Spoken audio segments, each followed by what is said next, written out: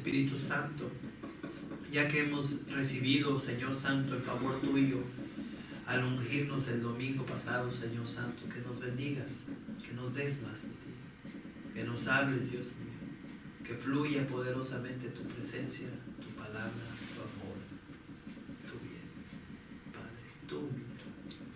En el nombre poderoso de tu Hijo Jesús, bendícenos, Señor, y favorécenos, y también perdona nuestros pecados, Señor, los cuales te confesamos, en el nombre de Jesús. Amén. Muy bien, hermanos, gloria al Señor. Estamos en el capítulo 5 del libro de Hebreos y vamos a seguir adelante.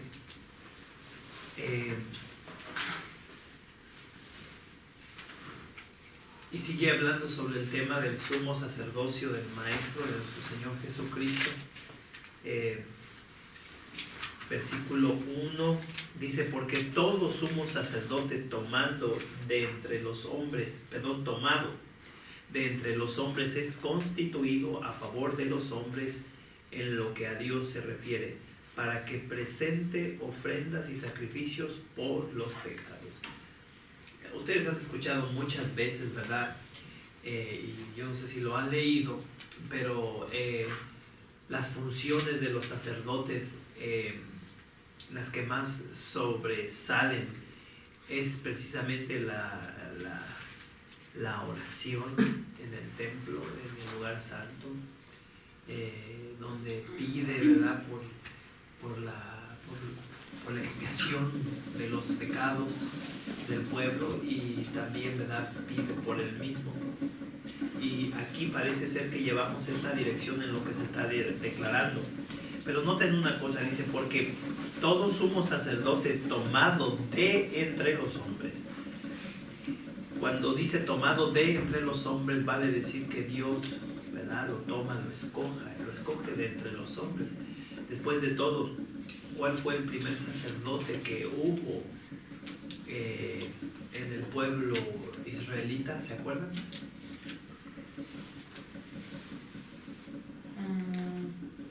Aarón.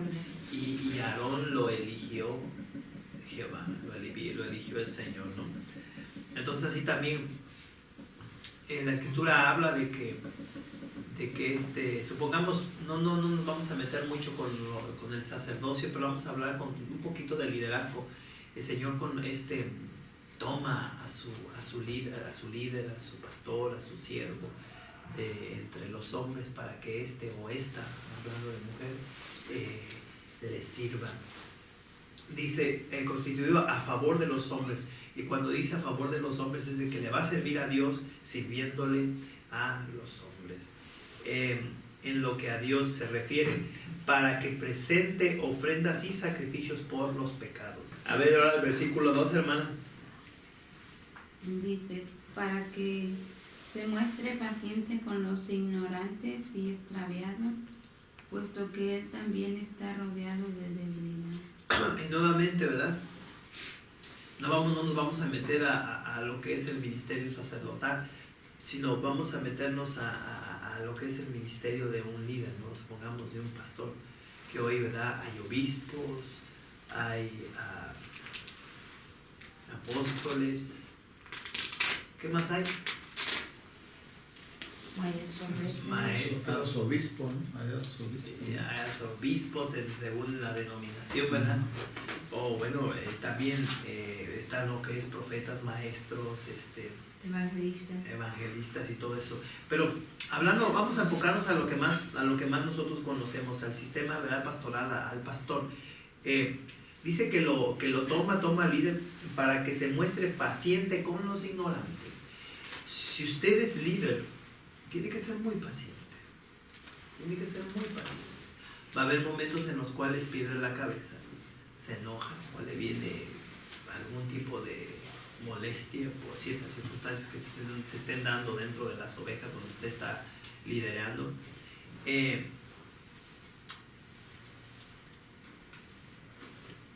Y uno puede desparramar también. Uno puede echar a perder. Léalo otra vez.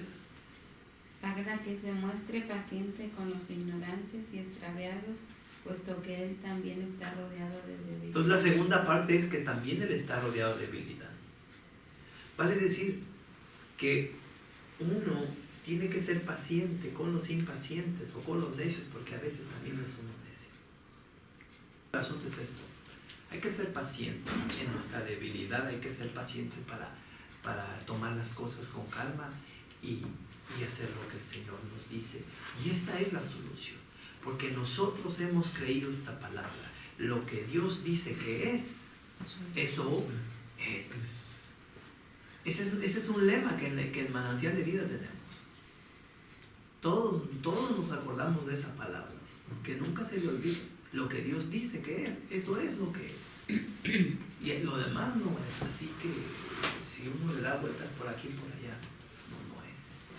So, gloria al Señor. Versículo 3, hermano Carlos, por favor. Y por causa de ella debe ofrecerse por los pecados, tanto por sí mismo como también por el pueblo. Ok, ¿se acuerdan que les había hablado de eso, no? Y por causa de ella, o sea, hablando de la debilidad, por causa de esa debilidad debe ofrecer por los pecados, tanto por los de él mismo como también por los del pueblo. O sea, hacer el sacrificio, pedir, y también pedir perdón sobre los pecados que él cometió, como también como los del pueblo. Cuando usted ore, sea intercesor. No nada más ore en el sentido de que... ¿Saben lo que es un intercesor? Una persona que ora por otras personas. Muy bien, pero ¿qué hace un intercesor? Pedir. O sea, Se pone en su lugar y está pidiendo. Ok, no, lo primero, Se pone en su lugar. se pone enfrente, está intercediendo por la otra persona. Sale a la cara por la otra persona. Un abogado es un intercesor. El abogado aboga. Entonces intercede por la persona que está siendo juzgada. Entonces así, lo que les quería decir, interceda no nada más porque el Señor sane a una persona, sino también que le perdone sus pecados. Así, no tanto porque usted esté pensando, no, sí, porque peca en esto, no, eso no le estoy diciendo, sino simplemente que lo perdone y que de alguna manera esta persona reciba esa paz y claro, reciba su sanidad, su bendición, independientemente de la necesidad que tenga. Pero siempre hay que pedir perdón también. Yo pido perdón por los pecados de mis hijos y de mi mujer. Yo hago eso. Y por los de ustedes también. Varias veces le he dicho yo eso a mi padre. Yo no sé qué hacen. Como ustedes tampoco no saben lo que yo sé, lo que yo hago. Pero Dios sabe. No hay nada oculto a sus ojos, ¿no? Entonces, eso es bueno, pedir perdón por los demás. Muy bien. Versículo 3, hermano Alejandro. 4, perdón. Por nadie toma para sí esta honra, sino el que es llamado por Dios, como lo fue Aarón. ¿Ven cómo estamos uniendo lo que les decía hace ratito? Gracias, Padre Santo.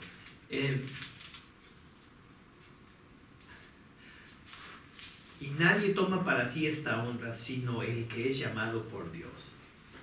¿Qué quiere decir eso? Hay veces que hay gente que quiere ser pastor, quiere ser líder, porque quiere.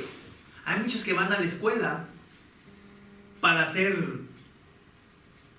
pastores o para ser sacerdotes, de donde venimos, de la Iglesia Católica. Yo conozco al menos a algunos que quisieron ser sacerdotes, pero después, a través de los años de estar en el seminario, se dieron cuenta de que no era su llamado y lo dejaron.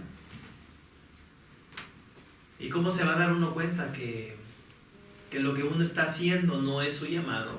Pues a través de los frutos. Amén.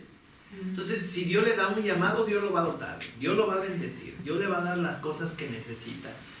Si no se calma, póngalo por allá en la oficina, hermano. ¿Están entendiendo lo que hablamos? amén. Amén. O sea que, no se dice el apóstol Pablo, no se hagan todos maestros, no se hagan todos maestros ahí. y todos quieran enseñar. O sea, hay que también ser conscientes de que Dios es el que llama. Versículo 5, hermana Adela.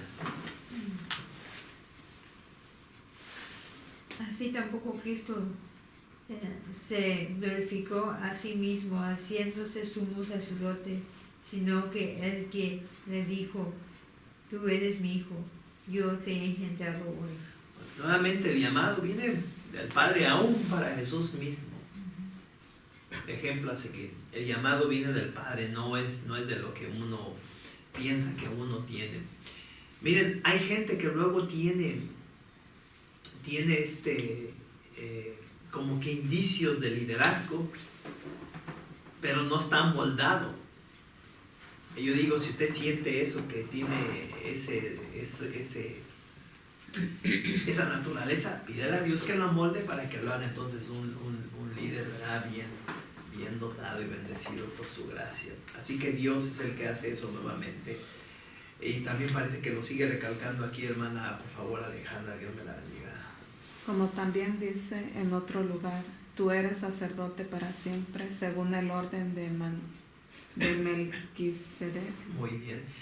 Otro dice, como también dice en otro lugar, tú eres sacerdote para siempre, según el orden de Melquisedec. Es una palabra que se está dando al Maestro, al Señor.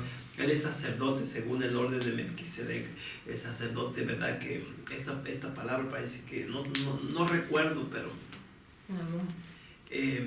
¿se acuerdan ustedes? Melquisedec es el sacerdote que salió al encuentro a Abraham después de haber derrotado con los que había peleado y ganado. Y dice que Abraham le dio el 10%. Fíjense, y eso es bien importante, como lo que... Miren, yo luego hay veces, bueno, ¿cuál hay veces? Siempre pasa eso. Yo cuando estoy allá arriba y estoy hablando, diciendo cosas, no es casualidad. Para el que no cree, a las cosas que no le tiene respuesta, su respuesta es eso. Es la solución. Entonces eso es para el incrédulo, para el que no tiene fe. Entonces, por eso Dios jamás le enseñó a su pueblo esa palabra, porque Él, pues, está en todo, sabe todo lo puede. Entonces, estando yo allá en el santuario predicando o hablando, yo no digo cosas por casualidad. Yo de eso estoy seguro. Ya ven que ahorita les dije que Abraham le llevó el 10% de todo a Melquisedec.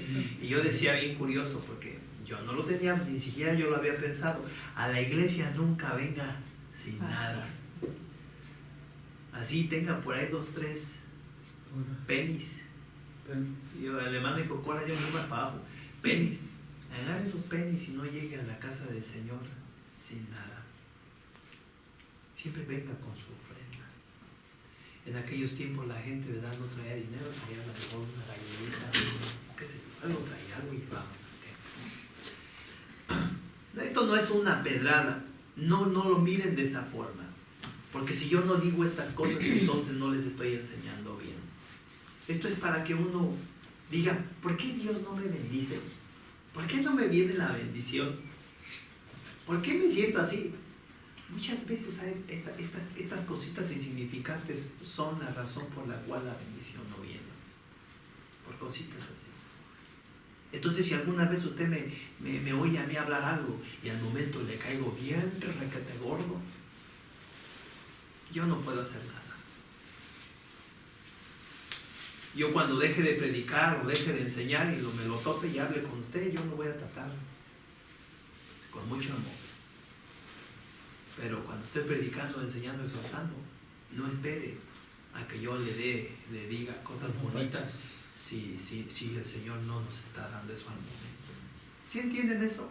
Eso es un principio en el Evangelio.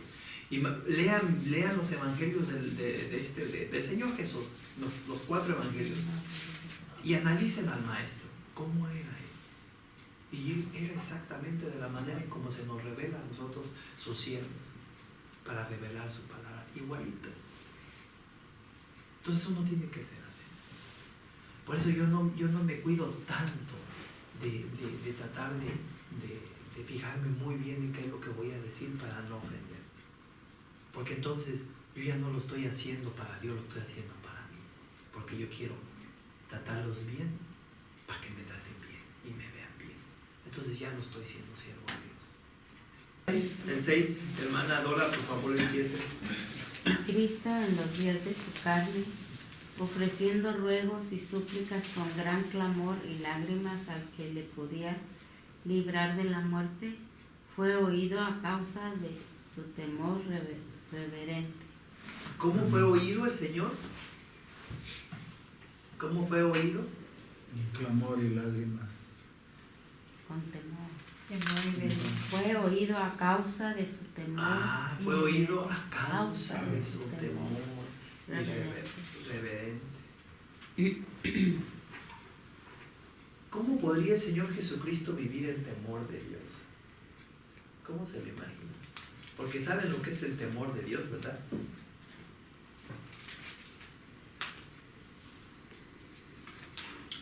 Es capítulo 6. Capítulo 6, versículo 16. Guachen lo que dice. Dice: 6 cosas aborrece Jehová, y aún 7 abomina su alma. Versículo 16. Los ojos altivos, la lengua mentirosa, las manos derramadoras de sangre inocente, el corazón que maquina pensamientos inicuos, los pies presurosos para correr al mal, el testigo falso que habla mentiras y el que siembra discordia entre hermanos.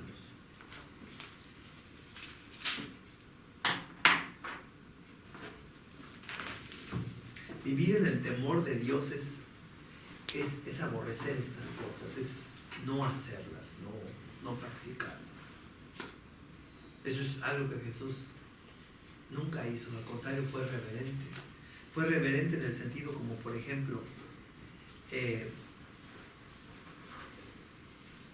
nunca fue altivo, siempre fue humilde. Su lengua nunca habló mentira, siempre dijo la verdad. Las manos de él no derramaron sangre, sino derramaron bendición. De ahí el hecho de que tocaba a las personas y iban sanas. Su corazón nunca maquinó mal, sino bien, buenos pensamientos. Sus pies nunca fueron presurosos a hacer el mal, sino el bien. Siempre estuvo para hacer el bien de él. Él no fue el testigo falso, sino el verdadero, el único verdadero. Y habló verdad. Y él nunca sembró discordia entre los hermanos, sino amor. ¿Qué escritura? Proverbios 6, versículos 16 al 19.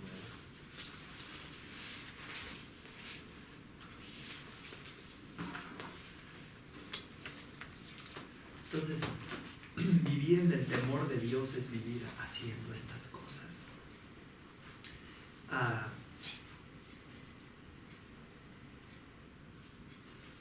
La hermana leyó este versículo que dice: y Cristo, en los días de su carne, ofreciendo ruegos y súplicas con gran clamor y lágrimas al que le podía librar de la muerte, fue oído a causa de su temor reverente. Y saben que esto está hablando del momento en el cual él estaba en el Getsemaní orando. Dice, versículo 8, hermano.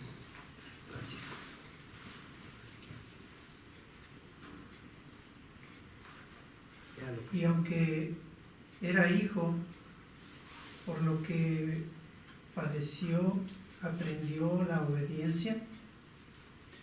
Y aunque era hijo, por lo que padeció, aprendió la obediencia. Y lee el versículo 9 también, porque va pegado.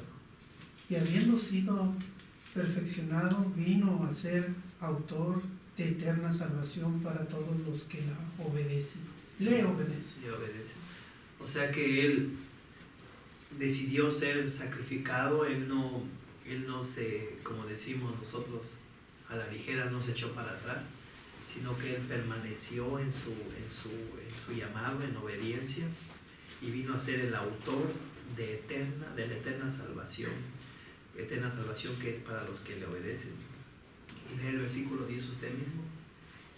Y fue declarado por Dios sumo sacerdote según el orden de Melquisedec. O sea que él es el sacerdote de Dios, porque Melquisedec dice en la Escritura que era el sacerdote de Dios. Sacerdote, entonces Jesús es el sacerdote de Dios. Así también nosotros, como ya hemos creído, ¿verdad? Él es el que nos vino a dar la eterna salvación. ¿Por qué? Por medio de la obediencia. Aquí el tema que se toca es la obediencia.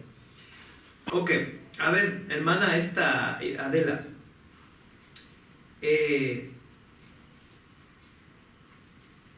Supremamente, ¿a quién le debemos obediencia? Dios. A Dios. O sea, supremamente le debemos obediencia a Dios, porque Dios nos exhorta a ser obedientes. Y después a Dios, ¿a quién le debemos obediencia? A los Según el orden donde venimos. Estamos hablando de Dios, de la iglesia, de donde venimos. Entonces, se le debe obediencia al Padre, al Hijo, al Espíritu Santo, si fuéramos judíos, al rabino, si fuéramos cristianos de antaño, al apóstol, si somos cristianos de contemporáneos, al pastor.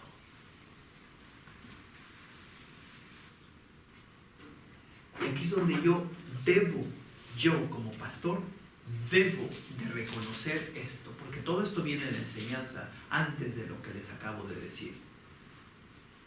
Porque para que se muestre paciente el pastor a los ignorantes y extraviados, puesto que él también está rodeado de debilidad. O sea, reconociendo yo, ¿verdad? Eso. Y después me voy al versículo que les quiero leer, dice, el versículo, yo leí el versículo 2, ahora pues voy a ir al 7. Dice, y Cristo en los días de su carne, ofreciendo ruegos y súplicas, con gran clamor y lágrimas, al que le podía librar de la muerte, fue oído a causa de su temor reverente. Eso es algo que yo también tengo que tener. Y entonces, teniendo yo esas cualidades, esa unción y ese favor de Dios, entonces tengo la autoridad de declararles a ustedes lo que Él me da, y ustedes me deben a mi obediencia. Caí gordo con lo que les acabo de decir. Pero la verdad. Ahora, hermano Juan, por favor, lea el versículo 11. Acerca de esto tenemos mucho que decir y difícil de explicar, por cuanto os habéis hecho tardos para oír. Dice, acerca de esto tenemos mucho que decir. Sobre un tema que ahorita vamos a ir viendo más, presto vamos tocando los más versículos, y difícil de explicar por cuanto os habéis hecho tardos para oír, Señor. Así que dice aquí, les dice, por cuanto os habéis hecho tardos para oír. El problema es de que cuando uno está rebelde, cuando uno está enojado, uno no oye. Y pasa que usted yo no sé si ha estado en una situación en que le está, hable y hable a una persona del Señor, y le habla y le parece que le está hablando una piedra. No entiende, no comprende. ¿Qué debo de hacer para que entiendas y para que comprendas? Por eso dice él, y difícil de explicar. Aquí en la mitad del verso dice eso. Y difícil, porque hay veces que ya se le hace a uno difícil explicarle o exhortar a una persona. Vamos a tomar este consejo para nosotros. Tal vez a lo mejor muchas veces nosotros batallamos con una cosa en la vida porque no hemos escuchado, porque ya Dios nos ha dado la palabra correcta y adecuada para salir de ese, o para salir victorioso, salir de ese problema, pero uno no ha escuchado. Yo creo que eso es más que nada la situación que se nos presenta en este día. So, hay que oír ese consejo. Versículo que sigue, el 12, ahora sí. Porque debiendo ser ya maestros después de tanto tiempo, tenéis necesidad de que se os vuelva a enseñar cuáles son los primeros rudimentos de la palabra, de las palabras de Dios. Y habéis llegado a ser tales que tenéis necesidad de leche y no de alimento sólido. Tanto han recibido que ya debieron de haber crecido, ya debieron de haber madurado, y sin embargo tienen necesidad ahora de que les vuelva a dar uno como un baby lechita, ¿verdad? Y imagínense ustedes como lo que les decía hace rato. A veces uno es muy pronto para opinar con respecto al consejo, pero es tarde para tomarlo. Y de alguna manera uno no está siendo sincero con lo que uno supuestamente cree o sabe, porque no lo ha creído, porque no lo ha vivido. Y entonces uno está igual como desde el principio. Es como si, por ejemplo, usted y yo, después de que tenemos tantos años en el Evangelio, volviéramos a hacer las mismas cosas que antes. ¿Verdad que no cuadran? Tal vez. Y si todo aquel que participa de la leche es inexperto en la palabra de justicia, porque es un niño. Y qué curioso, esta semana el sermón se trata de niño, pero en otro sentido, muy diferente. Aquí está hablándolo en un sentido en el cual uno es inmaduro. Uno no quiere crecer. Uno no quiere crecer. Fue el niño que no madura. Yeah. Y el otro de seguro habla de ser como inocente, como niño. Pero el alimento sólido es para los que han alcanzado madurez. Entonces, ¿qué es lo que necesitamos en Manantial de Vida? ¿Necesitamos leche o necesitamos alimento sólido? Algunos, como les digo, leche, pero otros sólido. Pues vamos a terminar el estudio aquí, hermanos. Gloria al Señor. Yo pienso que ahorita tenemos un tiempo muy bueno con el Señor.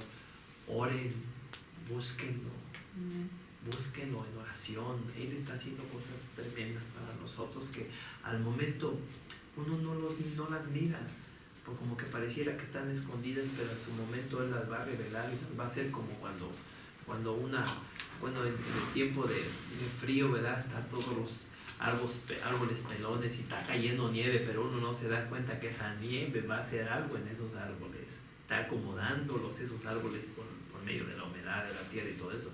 De repente va a llegar el tiempo en el cual empiezan a salir los capullitos, así nada más, se miran todavía cafeces, y ya después empiezan a reversar y de repente ¡pum! Se abre y se llena el árbol, todo frondoso, todo precioso. Me gustan mucho los árboles, los primeros y los últimos. ¿Cuáles son los primeros? Los primeros árboles que brotan son los árboles blancos. ¿Sí los han visto? Que apenas, que apenas va empezando el calor, apenas va empezando primavera y luego ¡pum! Me explotan. Esos árboles me gustan mucho. Y luego me gustan los árboles del final. ¿Por qué? Porque son muchos colores. No nada más son cafés, están rojizos, se mira bien bonito. Quemados. Ya se mira bien bonito, ¿no? Así también el Señor está haciendo y va a traer bendiciones tremendas en las cuales nos vamos a gozar. Amén.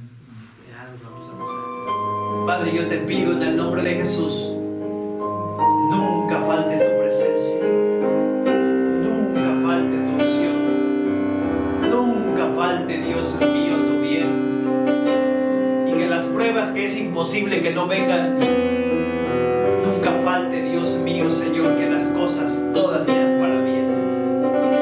Padre, yo te pido, Señor soberano, si alguien me está mirando, Señor Santo, que bendiga su vida, pues declaro sobre ellos estas mismas palabras. Gracias por sus vidas, gracias por lo que han recibido, Señor eterno, en sus vidas. Gracias, Señor Santo, por su esposa, por sus hijos, por los hermanos, por la familia. Gracias por esas pruebas, Dios mío, que los están amoldando y los están llevando, Dios mío, Señor, a conocerte y a mirar que tú siempre estás con ellos. Pero sobre todo, gracias porque a través de esa prueba han sido ellos, Señor, salvados. Toca sus vidas y levántales con la frente en alto, con una fe viva, con un espíritu humilde vivo y con una boca llena de alabanza para ti. Toca sus vidas, toca sus vidas, toca toca sus vidas, porque en este momento quizás anhelan escuchar su nombre, y su nombre tú ya lo tienes en su corazón, en tu corazón. Yo declaro que sean bendecidos en el nombre poderoso de Jesús. Como te pido que nos bendigas a nosotros con todas estas cosas, en el nombre poderoso de tu Hijo Jesús.